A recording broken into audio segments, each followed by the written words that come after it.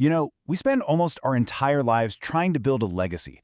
We try to make our mark on the world, mostly to make sure that we just won't be forgotten. But today, we're diving into a documentary-style explainer on a topic that touches literally every single one of us, yet we almost never talk about it out loud. What if the erasure of our existence isn't actually a tragedy? What if fading away is actually the most natural, peaceful, and honestly merciful thing that will ever happen to us?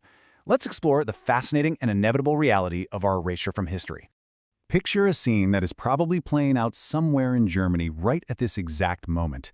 There's a man with a shovel standing over a grave. Now, this plot hasn't seen a single visitor in decades. And the man? Well, he isn't there to mourn. He's actually there to dig it up.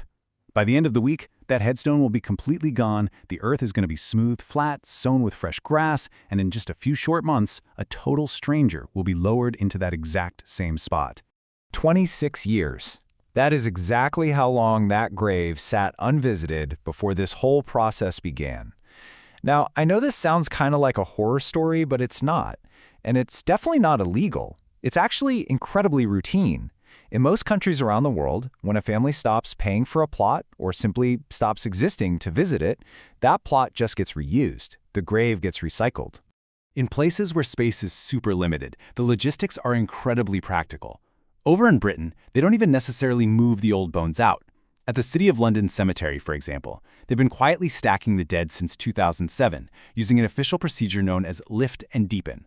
They literally just dig the original hole deeper, push the first skeleton all the way down to the bottom, and drop a brand new coffin right on top.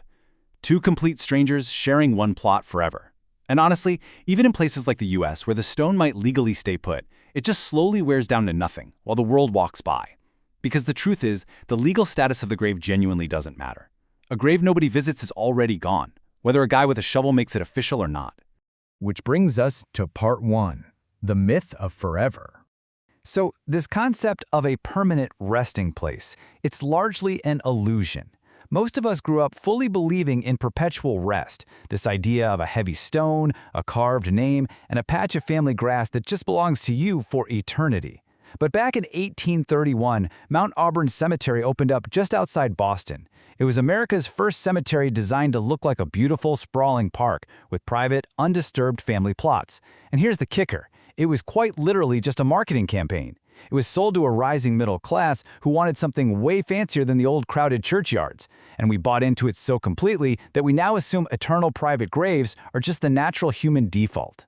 But physical reality always breaks that marketing promise. First, the visitors stop coming. Then the flowers vanish. Decades pass and the stone lettering thins out and blurs.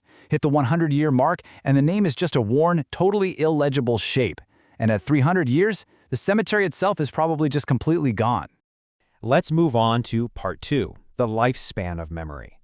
You see, the physical erasure of the grave is actually outpaced by the mathematical and psychological limits of human memory. Let's do a quick little experiment, just you and me. Try to name all 8 of your great-grandparents right now. First and last names. Go ahead. A staggering 96% of people cannot do this. Only a tiny 4% can. Think about that for a second. These people were alive less than a century ago. They literally held the babies who eventually became your grandparents. Without them, you absolutely would not exist. And yet, we've forgotten them. Almost entirely. But being forgotten doesn't always wait for death either. Over in Japan, they actually have a specific word for this phenomenon. It's called korokushi, which translates to lonely death. Every single year, more than 70,000 Japanese people die alone in their homes. And tragically, around 4,000 of these bodies are found more than a month later, sometimes even over a year later. What's really crucial to understand here is that most of these victims actually have living family members, kids, cousins, old friends, people who easily could have visited but just stopped calling. The grave becomes unvisited before the grave even exists. Now, you might be thinking, well, if I'm famous enough, I'm safe, right? Fame is the antidote. Not quite. Take Wolfgang Amadeus Mozart, an absolute genius. He died in 1791, got a third-class funeral, and was unceremoniously tossed into an unmarked common grave. Within a decade, that grave was routinely reused. His remains have been completely, utterly lost for over 200 years. Or look at Rudolph Valentino. In the 1920s, this guy was literally the biggest movie star on the planet. When he died in 1926 at just 31 years old, 100,000 mourners rioted in the streets of New York, People were fainting. And today, barely a century later, his name draws a total blank for the general public. Worldwide fame offers absolute zero protection. Contrast those naturally fading legacies with a historical anomaly like Genghis Khan. When he died way back in 1227, he actively ordered his grave to be hidden. The legends say his soldiers killed all the witnesses, they had horses trample the ground completely flat, and they even diverted a whole river over the site to hide it. 800 years and countless satellite surveys later, his tomb is still lost somewhere under a Mongolian hill. But here's the thing, he chose that intentional erasure. For average people like you and me, we are completely erased and forgotten within a century entirely by accident, just through natural human indifference. Which leads us right into part 3, the 3 deaths. The neuroscientist David Eagleman breaks his whole descent down into 3 incredibly distinct steps. Step 1, the first death. That's simply when your body stops working. Step 2, the second death, which is when your body is put into the ground or burned. But then there's step 3, the third death. It's the one nobody really likes to talk about. It is that exact moment, sometime out there in the future, when somebody says your name out loud for the very last time. So, when exactly does that third death happen? About 3 generations, roughly 70 to 90 years. That is the absolute ceiling of human legacy for the vast, vast majority of us. Sure, your kids will remember you vividly. Your grandkids will probably remember fragments, maybe a blurry photo, or just the specific smell of your house. Your great-grandkids, they might just recognize your name as text on a family tree, and your great-great-grandkids won't even know you existed.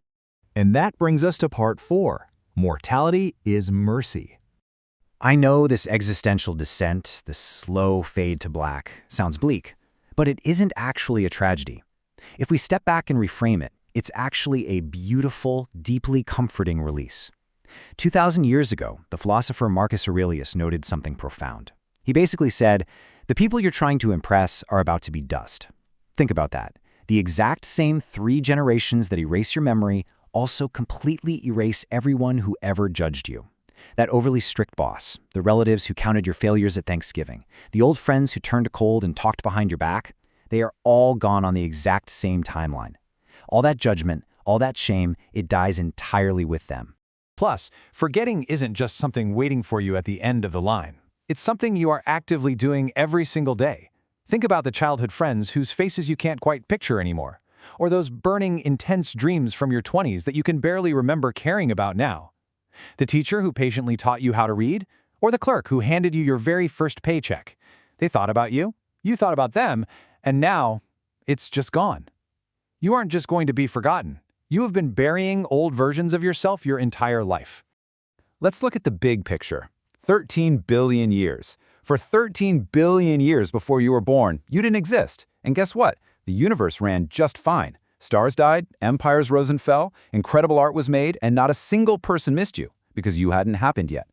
Death isn't about being trapped in some dark room forever. It's simply returning to that perfectly peaceful baseline state of the universe.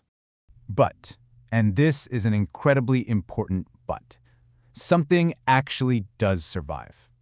Nothing of you survives, by name, sure, but versions of you survive constantly.